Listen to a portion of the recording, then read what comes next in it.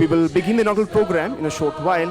The conference will be inaugurated by His Holiness the Dalai Lama, presided over by His Eminence Mar Basilios Cardinal Klimis, along with the Chancellor of Christ University, Dr. Father Thomas Aikara, the Vice Chancellor of Christ University, and Dr. Father Thomas C. Matthew.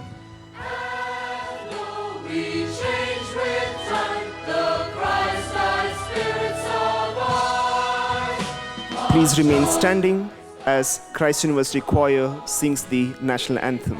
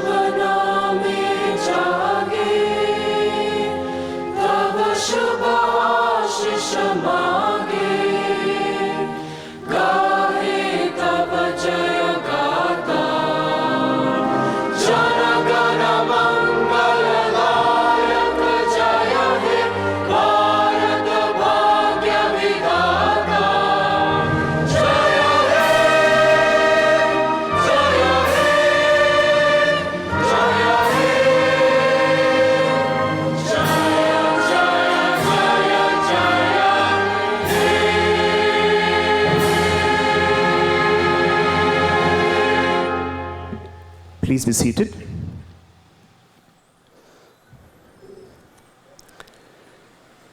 The Christ University dance team, Natyarpana, will invoke the divine blessings through the invocation dance, Natyarpana.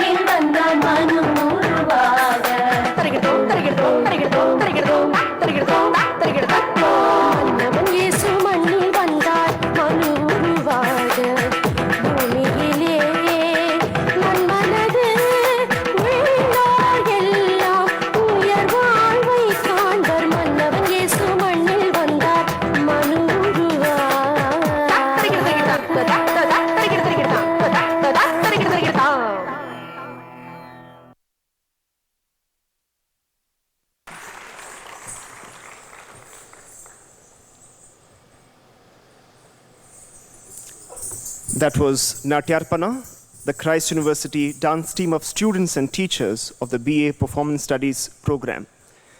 May I now invite the Chancellor of Christ University, Dr. Father Thomas Aikara, to lead His Holiness the Dalai Lama, His Eminence Mar Basilios Cardinal Clemis, and other dignitaries, along with the Vice Chancellor, Dr. Father Thomas A. Matthew, to the dais to light the lamp, as the Christ University sings the invocation song. I also invite Dr. Antoon van der Wilde, Institute of Catholic University Leuven, Belgium, Johan de Tavernier, Faculty of Philosophy, Belgium, Robert Grebner, President, University of Applied Sciences, Germany, Dr. Anton Giels, University of Lund, Sweden, Dr. Richard Swiss, Catholic University of Eastern Africa, Nairobi, Kenya, Dr. Peter S. Schneller, University of Mount Union, Ohio, Dr. Father Kurian also to light the lamp.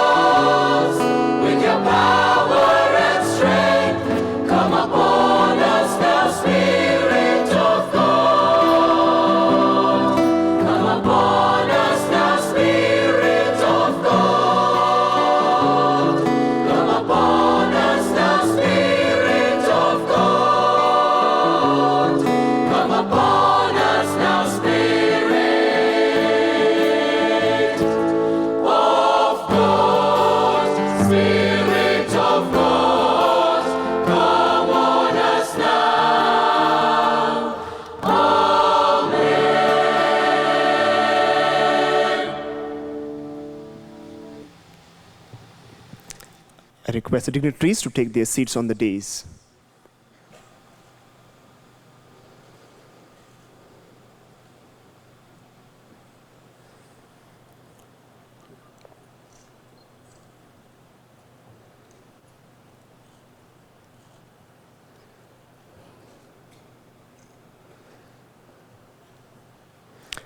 May I call upon the convener of the conference on bounds of ethics in a globalized world, Korean Kachapalli, to welcome the gathering, Dr. Father Kachapalli.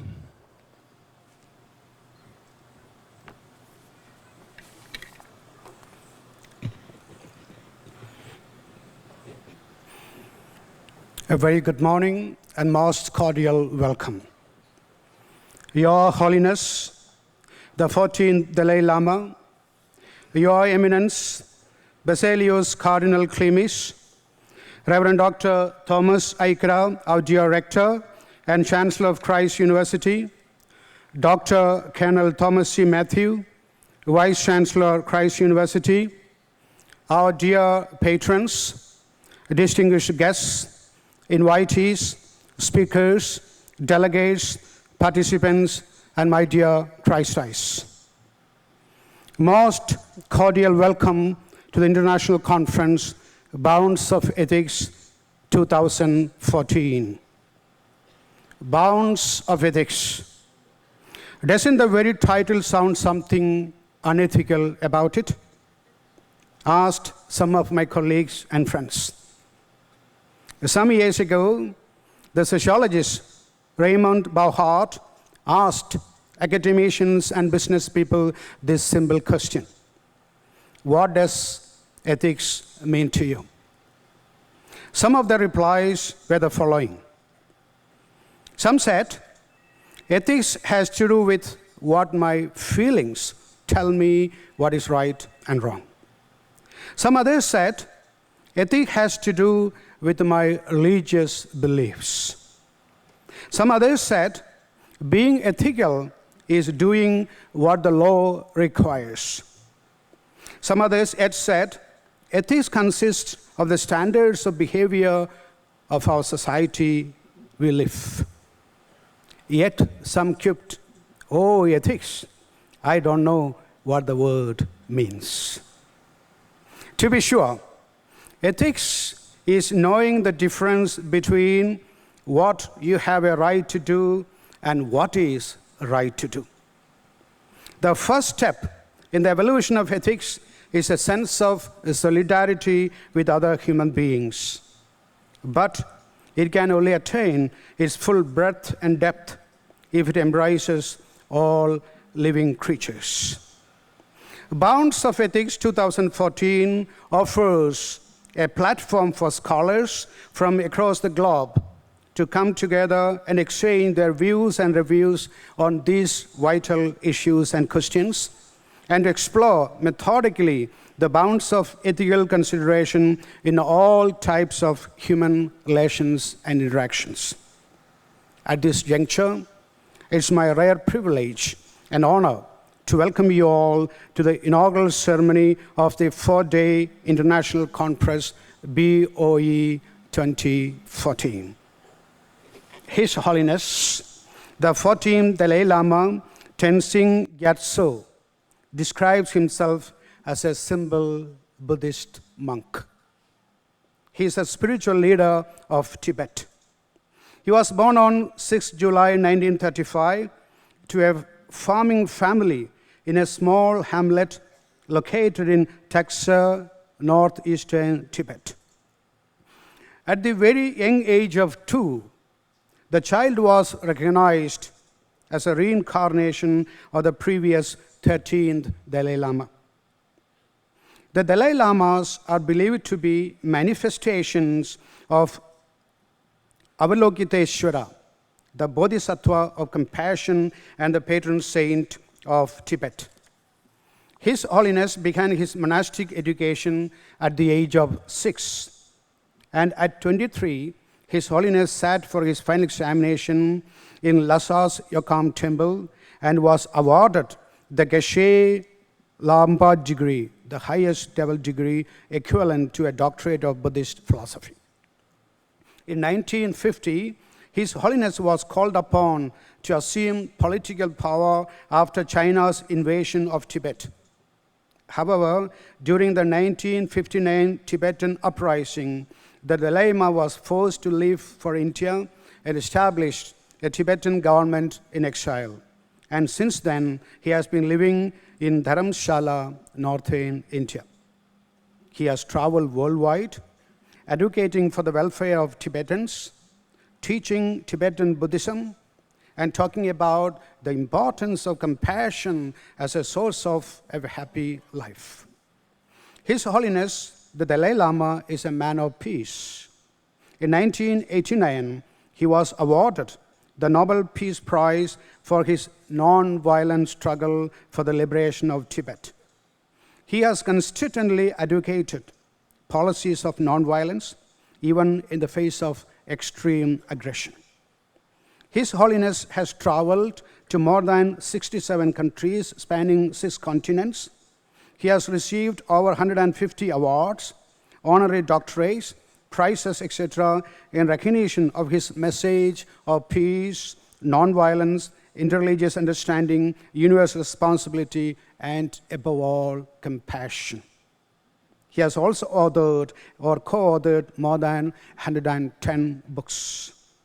Since the mid-1980s, His Holiness has begun a dialogue with modern scientists, mainly in the field of psychology, neurobiology, quantum physics, and cosmology. And this has led to a historic collaboration between Buddhist monks and world-renowned scientists in trying to help individuals achieve peace of mind.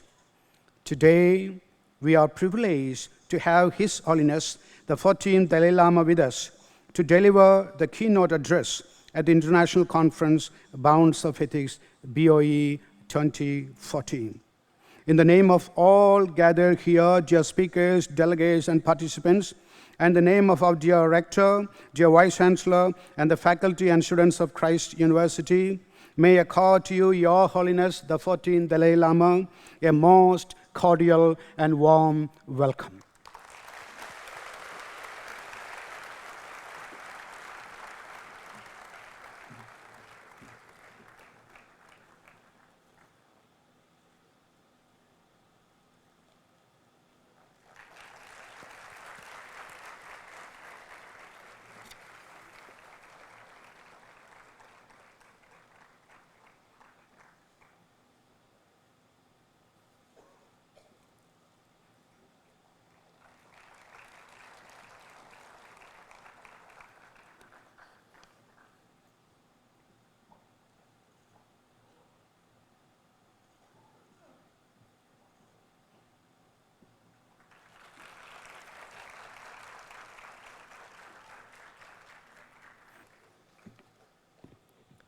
After those warm words of welcome, it is my pleasure to invite the President of this inaugural program, His Eminence, Mar Basilios Cardinal Klimis, for the presidential remark.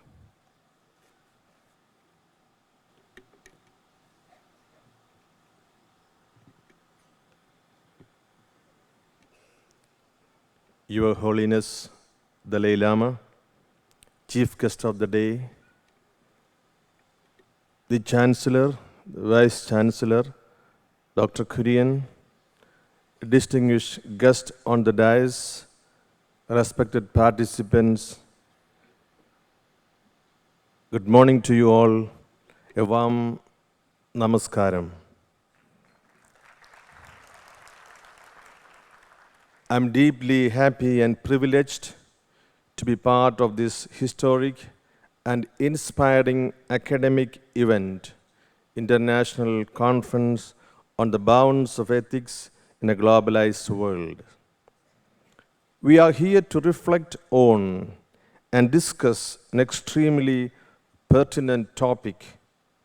In the globalized world, the question of ethics, its understandings, its implications, its bounds are of crucial importance.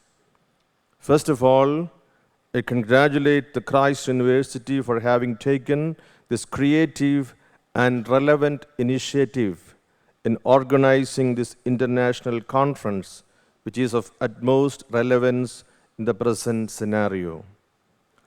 All of us are blessed by the gracious presence of His Holiness Dalai Lama, who is one of the most listened moral voices of our times. I wish him God's abundant blessings for his continuous efforts to bring justice and peace to his own people and the people at large. I especially congratulate the Christ University, one of the most reputed seat of learning in India, and it's the convener, Dr. Kurian Kachapalli, who took strenuous efforts in making this dream a reality. Most sincerely, I thank the organizers for having invited me to preside over this function.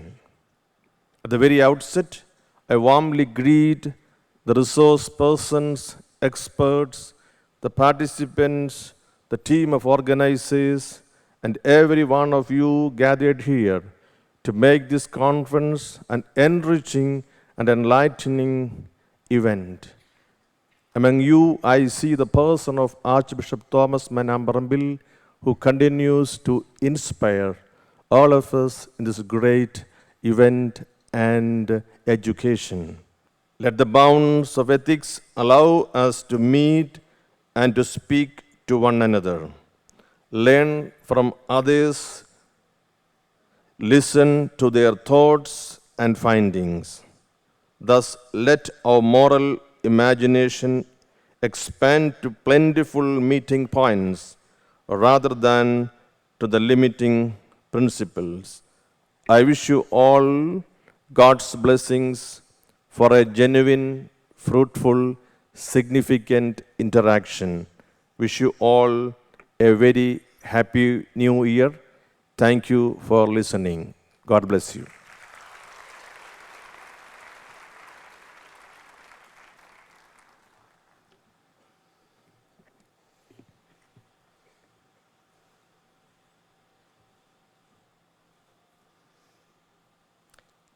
After that presidential remarks, I now have the privilege of inviting the Chancellor of Christ University and Rector of Dharmaram College, Dr. Father Thomas Aikara, for the felicitation speech. Your Eminence, Basilius Cardinal Clemis, dear Reverend Thomas G. Matthew, our beloved Vice Chancellor of Christ University, dear Reverend Dr. Kurian Kachapalli, the convener of this international conference, respected delegates, members of our faculty, and my dear participants. I'm immensely happy that our Christ University is organizing a 4-day international seminar on ethics in a globalized world. We also feel doubly privileged that we have two eminent spiritual leaders on the dais, His Holiness Dalai Lama and another one of our spiritual leaders, Cardinal Basilius Clemis here. We are immensely happy that both of you are present at the same time on the dais here. This seminar offers us a platform to see whether the merging and meeting of diverse ethical visions in an interface beyond bounds of specific ethics is possible and useful to attain a fuller and a meaningful human life. This collective endeavor to run against the boundaries of language, to say something about the ultimate meaning of life, is certainly one of the noblest pursuits we humans could undertake here. I wish and pray that this intellectual exercise brings salutary fruits to make our life on earth a little more harmonious and happier than the day in the past. Let us try to get awakened to a broader and a deeper consciousness of connectivity and collective complementarity. Let our sincere search and collective discussions help us to understand better the fast evolving nature of ethical understanding from different perspectives. Wishing you all the best. Thank you so much.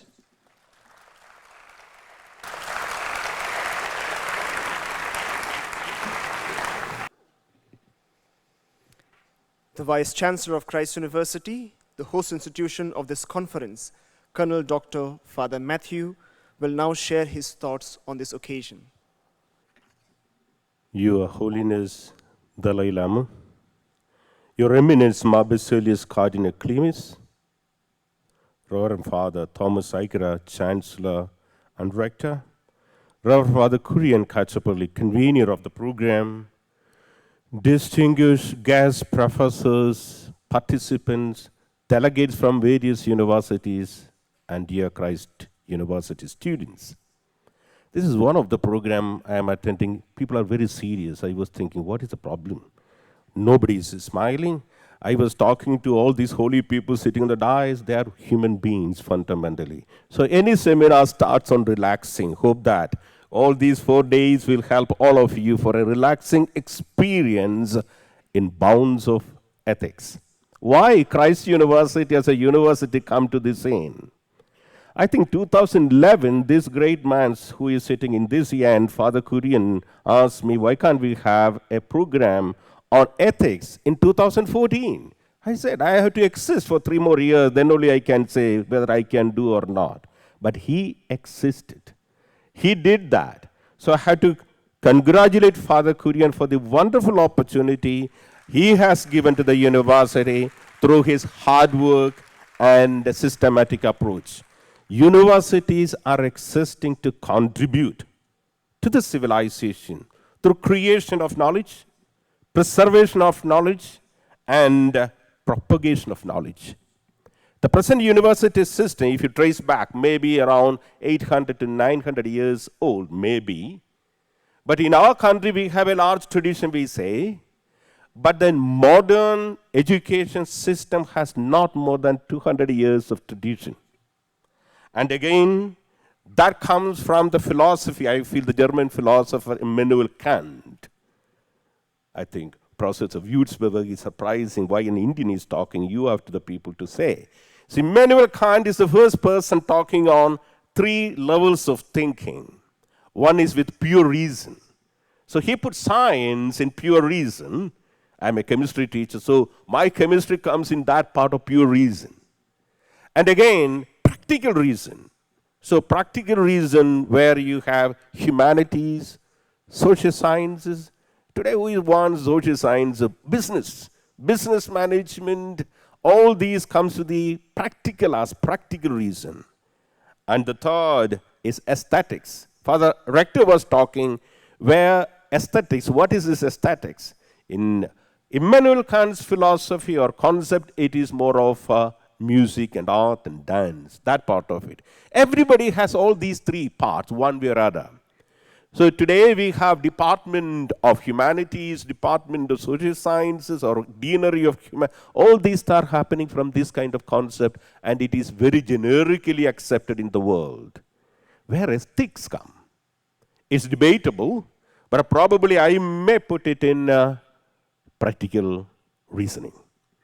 If I am living alone in one place, I don't require, what is my ethics, who is bothered? When I am connecting to a community, in today's world, we live in a community, and question of ethics come.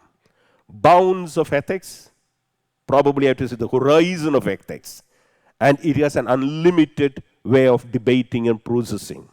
We need medical ethics, we have environmental ethics, we have ethics in array.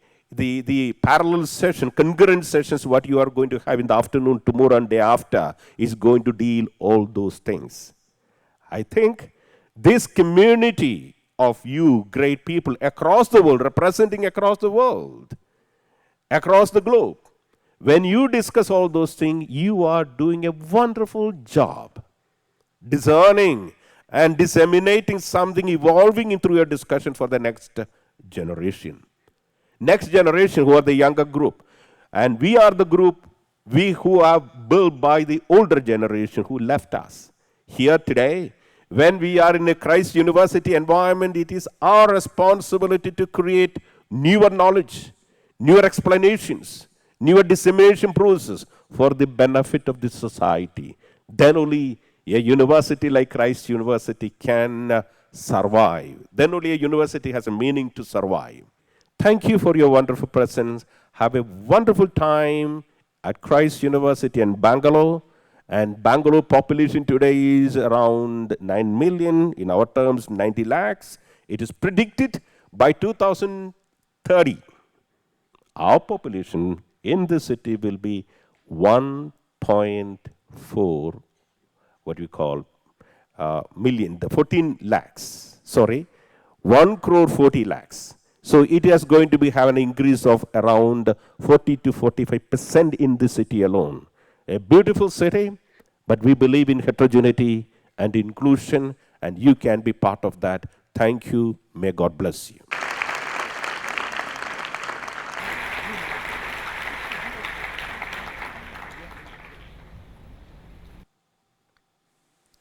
After that call to be happy, the much awaited moment, and perhaps the moment of lifetime for some of us, has arrived. On behalf of the convener and the president, I humbly request His Holiness the Dalai Lama for the keynote address. And Your Holiness, if you wish, we can have the question and answer sessions at the end.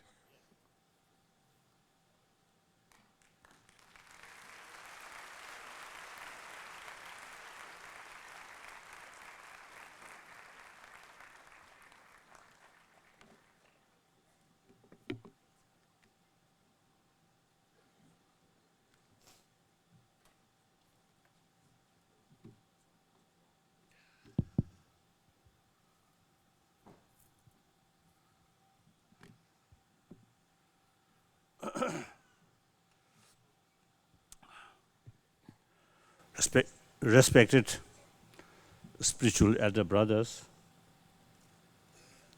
and sisters, and then, of course, younger brothers, sisters. I'm extremely happy, great honor to participate in this sort of today seminar. I was told over 37 different countries, representative from different countries, 37. So, different country, different faith, different culture, different language, but we all belongs to this small blue planet.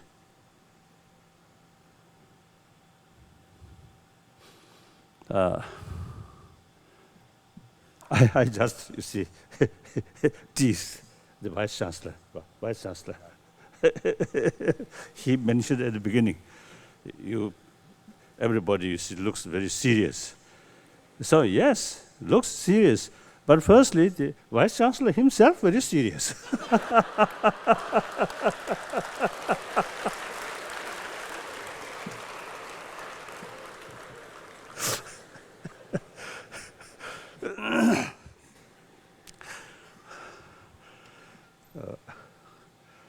So, my usual sort of way, talk, completely informal and frank. So now I follow according to your instruction. No formality, no seriousness, but simply, rather directly about our real sort of problem. So of course, those very important sort of points, the spiritual leader already sort of spoke. Now I want to, firstly, I want to categorize audience here, people whose age over 50s. We actually, including myself, actually the generation of 20th century. Then those people, the age below, say, I think 30, 20, you are the generation of 21st century.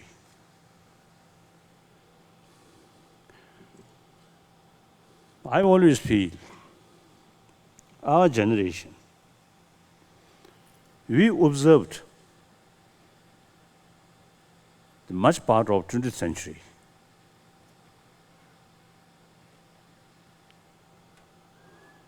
Now, my own case. I born, as you mentioned, 1935. At that time, Sino-Japanese War about to start. In Europe, the potential of Second World War also growing. Eventually, the immense sort of violence in Asia, in Europe. After Second World War, Korean War, again, immense violence. I think the American side, Allied troops, very, very destructive, powerful weapons. Other side, the limitless soldiers, wave after wave. But then, a Vietnam War. So, some historians say, in 20th century, people who killed in violence, through violence, over 200 millions. I always telling people, if that's such immense violence really create better shape of the world, a better world, happier world, that does not happen. So therefore, even you see the beginning of this 21st century, some violence. Now, these very days, very moment, a lot of people killing in Syria, in Somalia, and some other places also. Particularly in this area, young children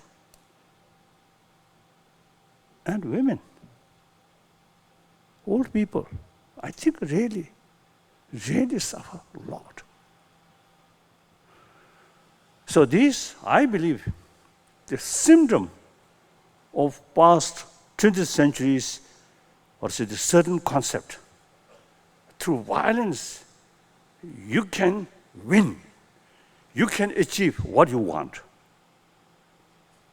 This century-old concept, you see, defeat your enemy or destroy your enemy is victory over yourself. Yes, in ancient time, to some extent, yes, people took, because of the people were. See, they more or less self-sufficient. So their own sort of future, their own prosperity were not depend on other. That kind of situation. And that time, according to that reality, the concept of war is perhaps some sort of also relevant, maybe. Now, eventually, now this reality, as you mentioned, you see the global level, all interest, all future, heavily interdependent. So the very concept of war is outdated. So therefore, now 20th century, although there are a lot of positive development also there, but however, the 20th century really immense sort of violence. So therefore, we can say the 20th century, sadly, century of violence. Now, this century, since this violence bring only suffering, pain, and also the nature environment also, you see, the violence, war, very, very sort of damaging. And then these big factories which making weapons. See, these environment issue also, you see, these are, I think, very bad. So now this is some company, some country, produce a lot of weapon and selling, making money on cost of others' life. I think lack of global responsibility, a sense of global responsibility, lack of respect others' life. So now the 20th century becomes century of violence. Now this century should be peaceful century. Now, peace does not mean no longer any problem. No. Problem not only will remain, but also increasing. I think increase. You mentioned, Vice Chancellor mentioned the population, the Bangalore. I saw some report. I think one BBC sort of report is mentioned. End of this century, world population reach 10 billions.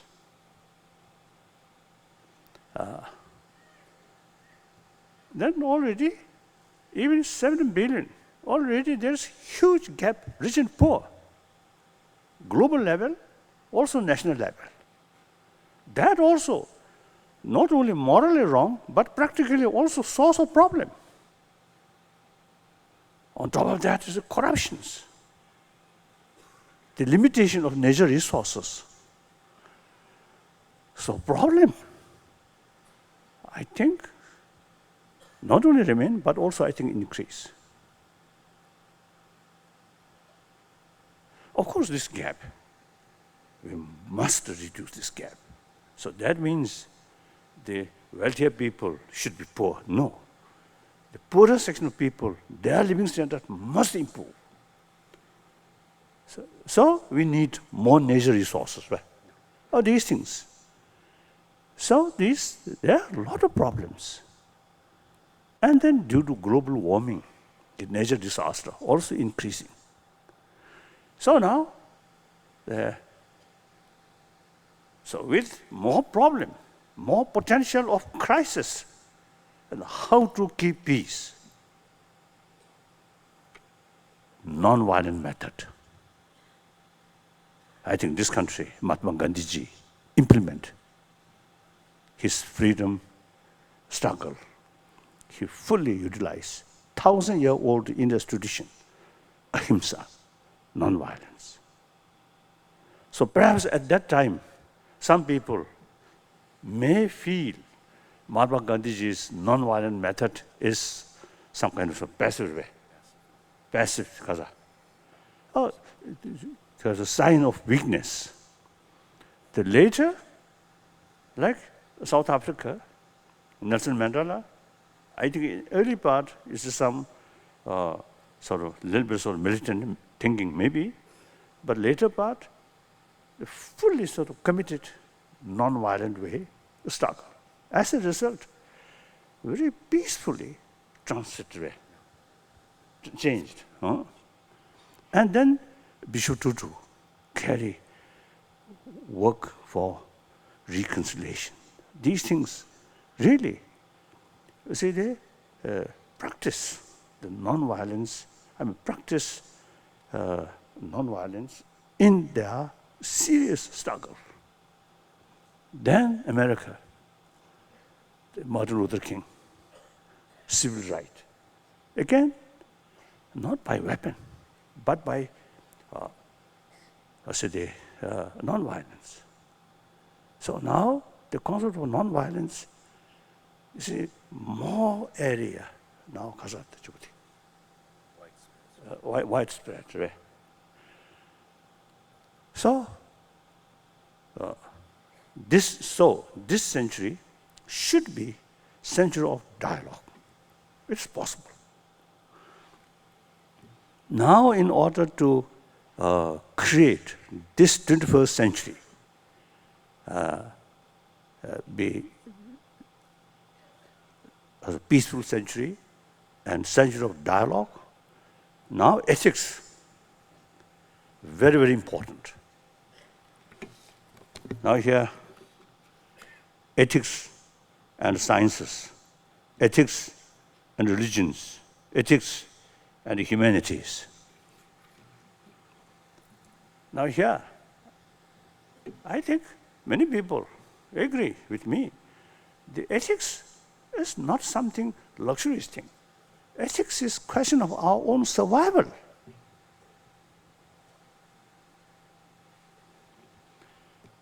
Now, science, wonderful, but nuclear weapon,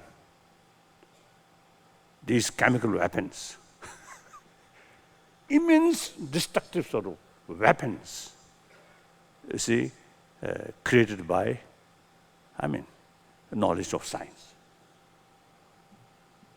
And a lot of technology really brings more fear.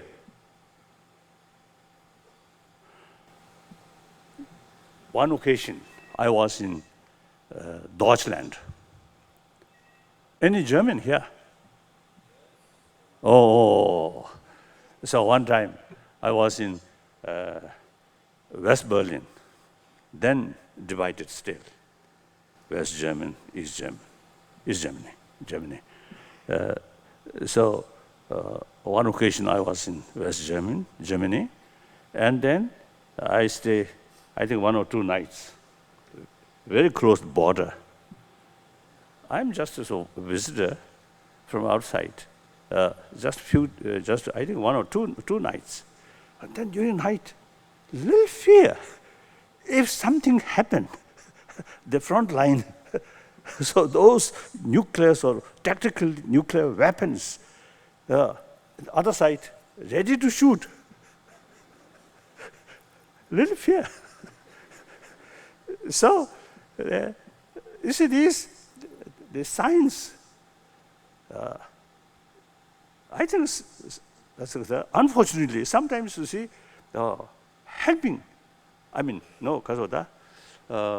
develop or produce destructive power, destructive sort of weapons. So, scientists should have some kind of moral ethics. Actually, moral ethics is related with motivation, not just knowledge, motivation. So, every human action, human movement, whether become constructive or destructive, related with motivation. So motivation, more compassionate motivation, sense of concern of others' well-being, sense of respect others' life. Then every human action become ethical action. Out of extreme self-centered attitude. That's the basis of all destructive emotion. Anger, fear, all these very much related with self-centered attitude. So with that kind of motivation, then no hesitate to harm other, to exploit other, cheating other, bully other, finally killing other. Just think oneself. No concern about others' life, others' well-being. So ethic means related with mind or emotion or motivation. So scientific sort of finding, scientific development, whether be helpful to humanity or not depend on ethics, not just knowledge, not just expertise, right? Then religion. Look, not only in past history, but even today, different religions also, you see, causing conflict, killing.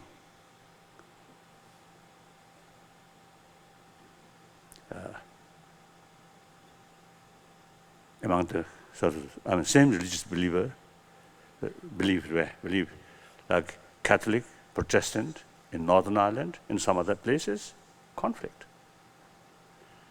Same follower of Muhammad, and same practitioner of Quran. Sunni Shia conflict.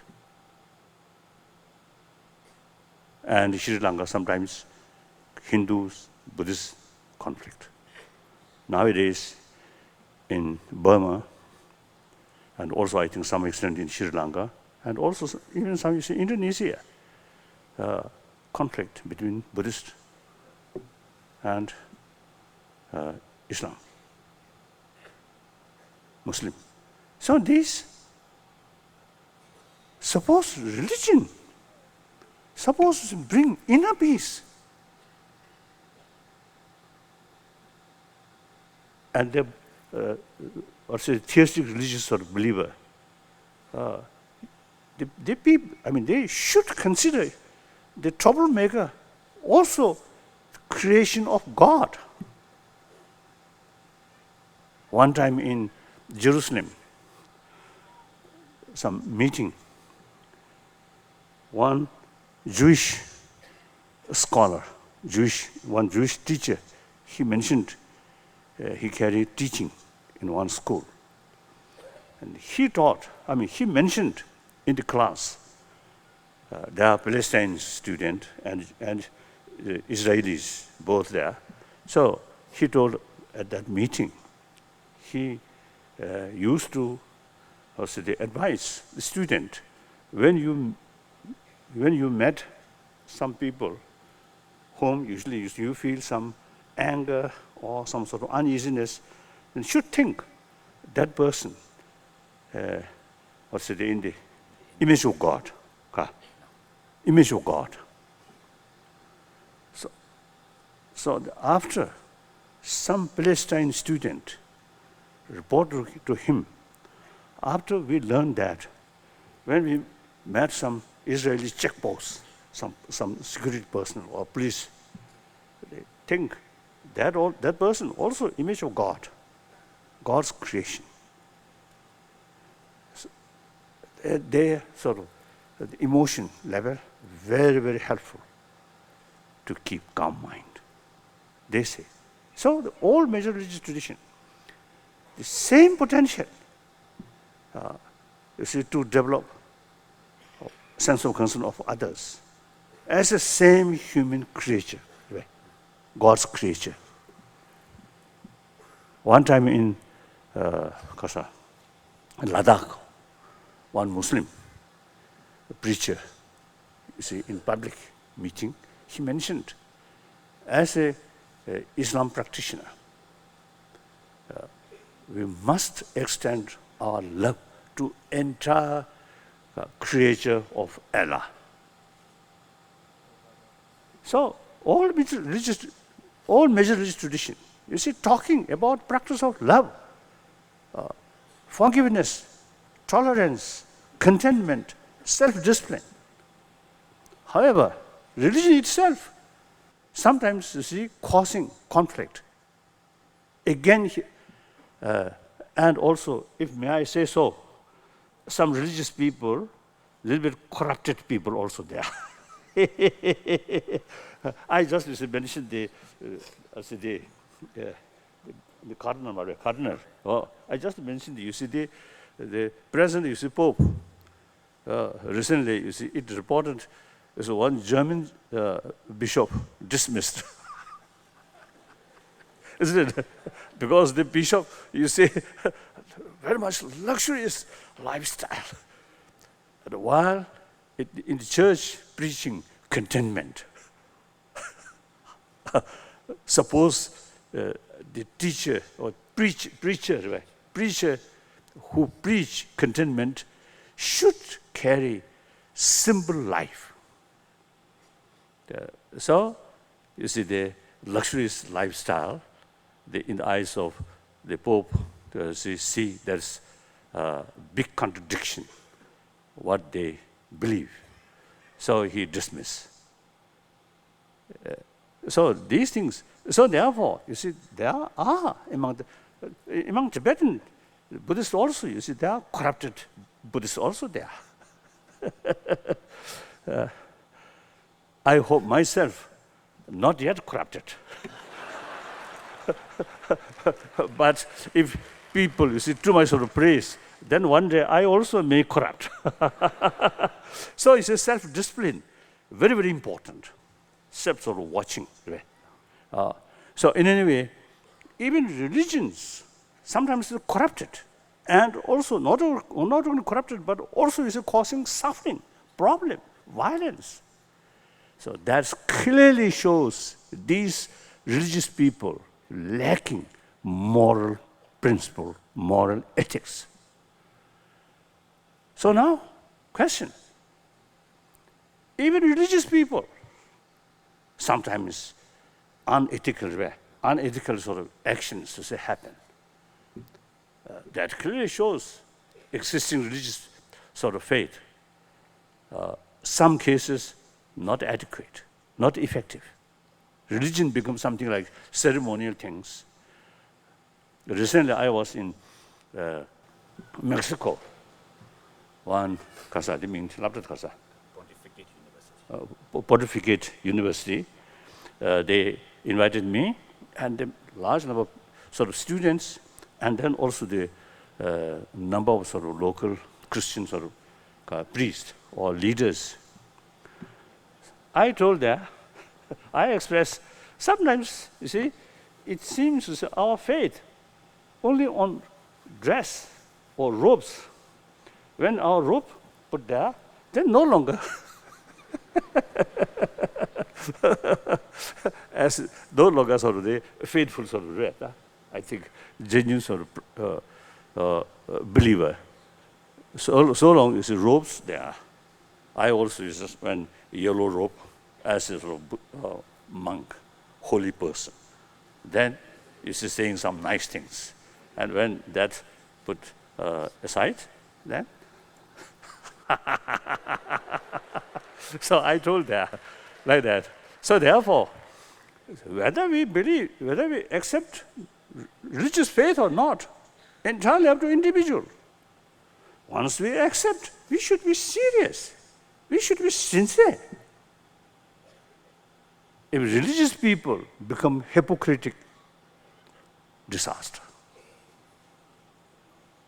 You must implement what you believe. Otherwise, people lose respect and lose faith. So sometimes it is greater sort of damage there. Not outside sort of force, but within the believer, not carry their teaching faithfully. Then that's real greater damage there than outside sort of religious enemy. Now here, also you see, important, I think the concept of one religion, one truth. When I was in Tibet, isolated, although there are, I think, last 4 centuries, some Muslims there, even I think the 5th Dalai Lama provided land for construction of mosque in Lhasa. So they remain very peacefully. Some Muslim. I personally also, you see, known a number of these Muslims. Very nice, very, very gentle. Now some of them, you see, now settled in Srinagar, they still carry Tibetan, Buddhist culture. They are Muslim, not Buddhist, but they carry Buddhist culture. I usually make distinction, culture and faith. Like in the West, Judeo-Christian sort of cultural heritage. But among Westerners, there are some Islams, there are some, nowadays, some Buddhists also there, some Hindus also there. So in any way, you see, these, because I have some sort of, some knowledge about Muslim on the level of personal friendship, and not much sort of the philosophy of these things. And then some Christians. So at that time, we a little bit isolated. So I always feel Buddhism is best, like that. Then come out, meet a lot of spiritual brothers, sisters from different traditions.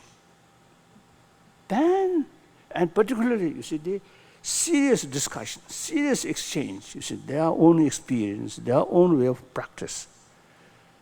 Then I really developed genuine admiration. That Christianity, I think that teaching really helps, I think, immensely for millions of people. I often used to telling the Christian brothers, sisters, I think really made maximum contribution regarding education and health all over the world. Wonderful, wonderful. All these sort of enthusiasm or willpower come from their faith. Wonderful.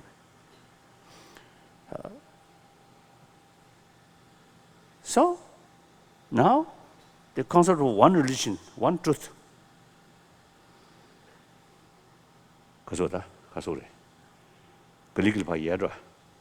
It's slowly kind of vanishing. Now, realistically speaking, through my own experience, yes, the concept of several truths, several religions, it is reality.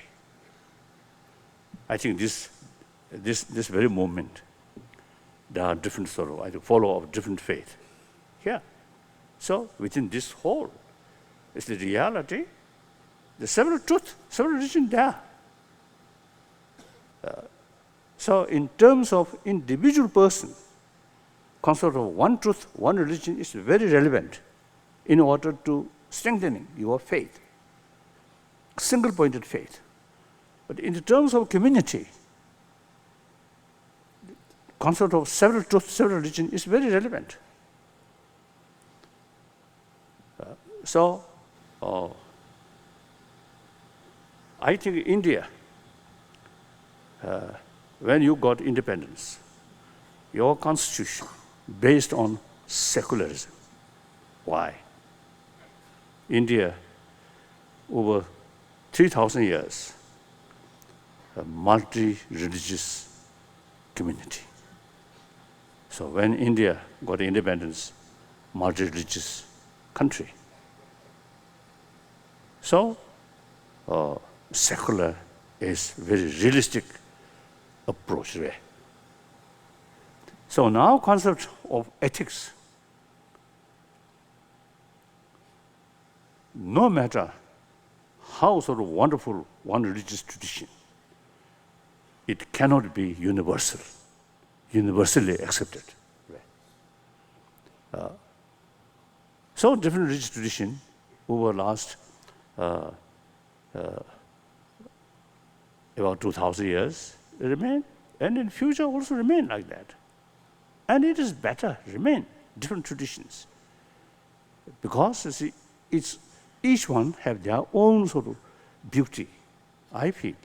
So the variety of humanity, variety of human mental disposition, we need different way of approach. So long all carry the same message, message of love, message of compassion, message of tolerance and forgiveness. So, different philosophy is different way of approach. It is necessary because of different mental disposition. So meanwhile, now out of 7 billion human beings, over 1 billion human beings non-believer. And among the believers, also you see a little bit rubbish believer also there. So now we really need another way to promote ethics. Some my Christian friend and also some Muslim friend, they little bit sort of reservation about the word of secular. See, they have this sort of impression. Secular is something a little bit distant from religion, and also sometimes secular is a little bit sort of negative towards religion. That's not the case. According to Indian understanding, secular means respect all religions. No preference, this religion or that religion. Respect all religions. And also, over 3,000 years, according to Indian understanding, secular also means respect non-believer. One ancient, over now 3,000 years, one ancient Indian school of thought that we call Charvaka. So ancient non-believer and ancient, because of the materialist. So rest of school of thought of Dharma, spirituality, is to criticize, argue that view. However, refer those people who hold that view, refer sage. Rishi means sage. So that indicates respect them. So therefore, the secular concept is respect all religions. Then, now ethics. Some my friend, again one time in Germany, I love German people, really. You are really hardworking. In spite of the whole continent, some economies or difficulties, your economy comparatively much sort of stable, much stronger, hardworking. And during Second World War, immense destruction. You both, I think you German and the Japanese, I think you built new nation from the ashes of war. At the same time, no sign of revenge feeling. Really, that I really sort of impressed. Many of my Japanese sort of friends, I asked them, do you still feel some negative thing towards America? Because 2 nuclear weapons, 2 nuclear bombs used on you. No. Rather, they rushing to copy American culture or American technology, these things. Germany also, when I very much impressed when Obama, during his election, it's a one short visit to Germany, to Berlin, I think over 200,000 German welcome him. So I really admire. You see, no traces of resentment. That's very good. So in any way, so one time, then I think still divided Germany. So one might talk, one German minister, you see, come at the beginning, sort of introduce me. So while we waiting, I sort of refer about secular ethics. No, ethics. Whether ethics should be based on religious faith or not. he say, yes, must be based on religion, religious faith. I kept quiet. Okay.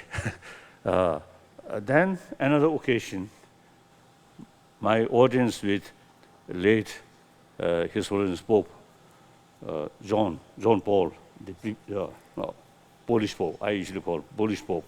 Wonderful, wonderful sort of religious leader, wonderful. So one day, because you see, we developed very close sort of feeling each other. I really admire him. I really respect him. So one day, I asked him, the moral ethics must be based on religious faith or not. Pope remained silent. One of his ministers then answered me, moral ethics must be based on religious faith. Again, I kept quiet. Now I believe, and then you see, as a result of discussions with number of scientists, many of them non-believer, but they really believe ethics. And then also, you see, those among those non-believer, I always see mentioning some sort of the Chinese Liberation Army. Really, initially, in early 50s, wonderful. They really sacrificed their own life in order to sort of help, in order to sort of save some people. Really. So there is such sort of sense of concern of others' well-being possible without faith. So that I usually call secular ethics. So secular ethics can cover those non-believers, over 1 billion. And also secular ethics can be fit in secular education field. Secular ethics, based on our common experience and common sense and scientific finding. Now, many top scientists, and especially brain specialists, and also health, medical scientists, now they actually, you see, last, I think, 10, 15 years, they actually, you see, carry experiment.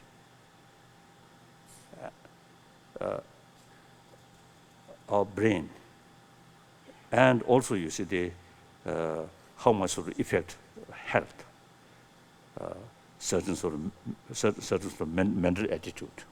So they now confirmed more compassionate mind, the health better, because compassionate mind reduce fear, because compassionate mind reduce self-centered attitude, so automatically reduce fear, distrust.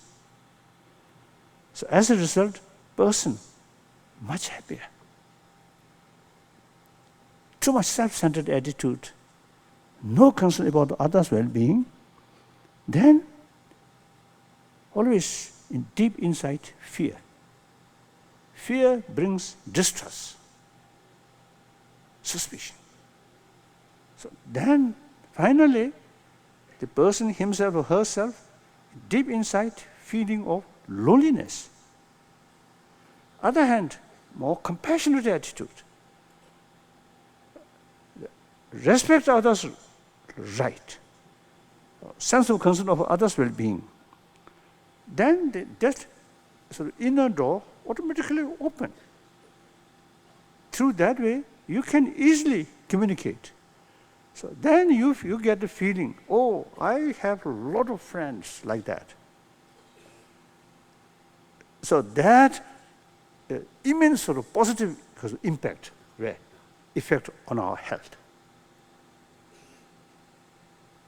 So the secular ethics, now these things, not talking about next life, or heaven, or Buddhist, or Buddha, no, or nirvana. Simply, in order to create well-being, healthy body, you need healthy mind. And in order to have healthy family, fully trusted, fully sort of also the friendly atmosphere, you need warm-heartedness. Through that way, we can say, happy society, happy humanity, ultimately related with the more warm-heartedness, sense of concern about others' well-being. Now here, I think as you mentioned, global economy and modern technology and all these, you see now, creates oneness of the world. So now we need sense of oneness of 7 billion human beings, oneness of humanity. So that not through prayer, not through meditation, but through education, awareness. Teach from kindergarten student up to university. That I feel very strongly. Now, I think in part of education, we need some moral ethics education, not based on particular religious faith, but these something universally sort of accepted. Then, in fact, all major religious tradition based on these secular ethics. So, secular ethics through education, once we develop full conviction, the practice of love, practice of compassion is best way fulfill my own interest.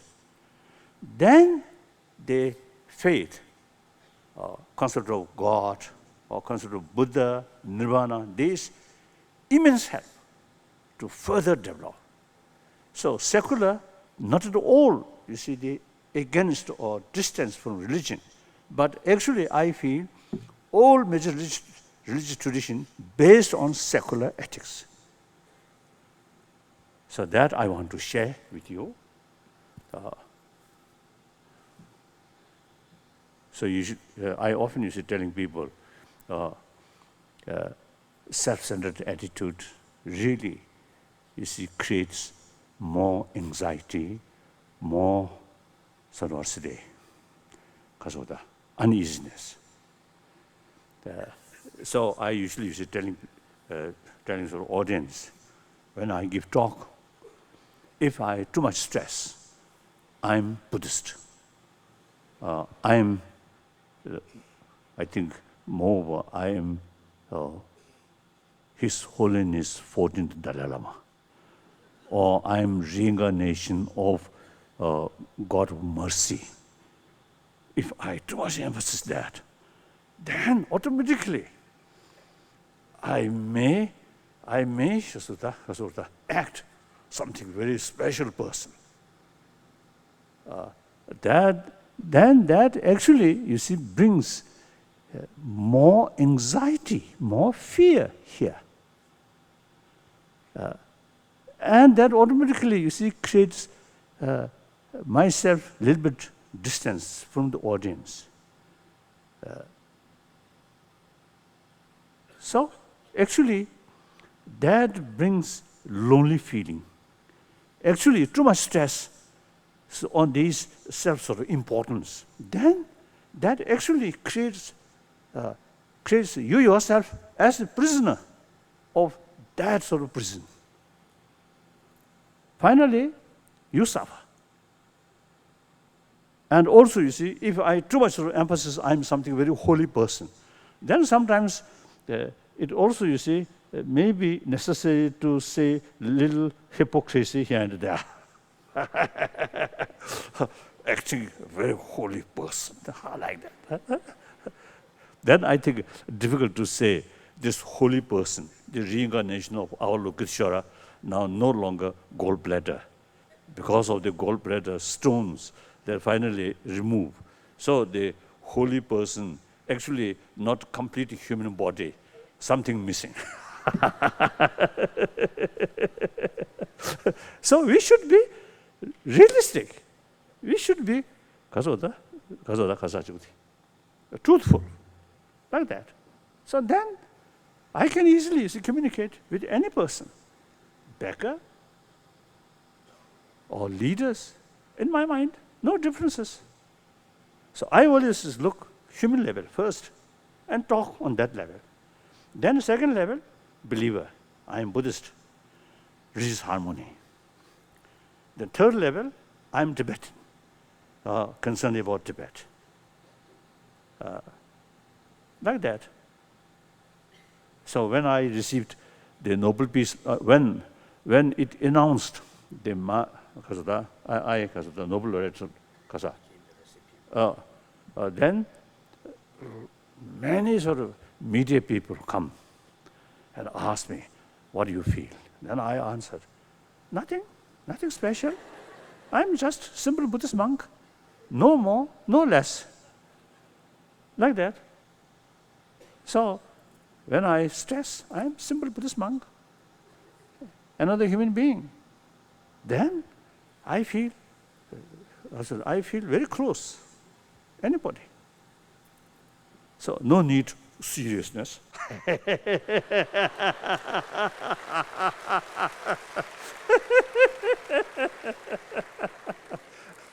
Like that. So then of course ethics and humanity. Logically, humanity means recognize others as a human being. That does not mean just on the human physical, but human feeling. Everyone wants happy life, do not want suffering, and everyone has the right to achieve happy life. So here again, the ethics. So ethics with science, very important. Ethics with religion, actually all religion based on ethics. Now here, then ethics and humanity. Now, when we are talking about 7 billion human beings, the ethics should be secular ethics. That I want to share. If you have some disagreement, then I apologize. Thank you.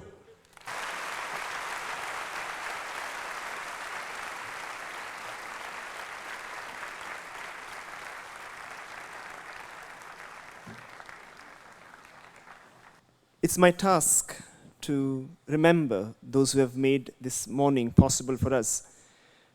Many hands and minds have come together through their labor of love to bring us together here today and give this memorable experience. On behalf of Christ University and the convener of the conference, Dr. Father Kurian, and all gathered here, I sincerely thank His Holiness, the Dalai Lama, for his gracious presence here today and the enlightening keynote and the question and answer session. As a mark of gratitude, may I request the president of this inaugural program, His Eminence, Mar Basilios Cardinal Clemis, to present a memento to His Holiness.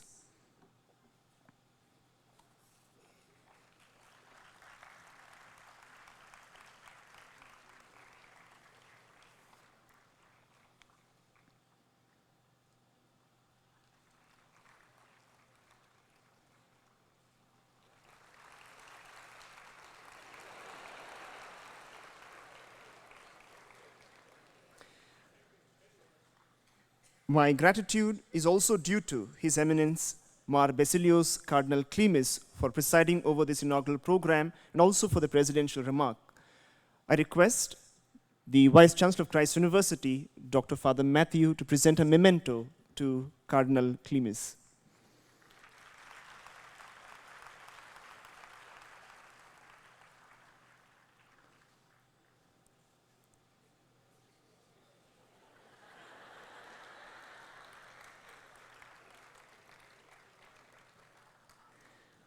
On behalf of all those involved in organizing this program, I remain grateful to the Chancellor of Christ University, Dr. Father Aikara, and Vice Chancellor, Dr. Father Matthew, for the unflinching support they have extended as host and the message today.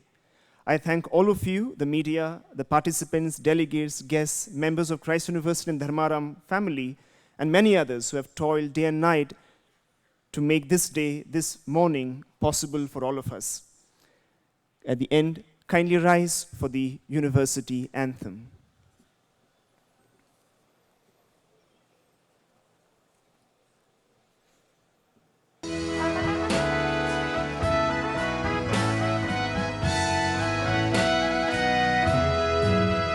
March on, Christ dies, march on, with heads held high and hearts so strong. March on, Christ dies, march on, with a steady tread and a cheerful song. March on, Christ dies, march on.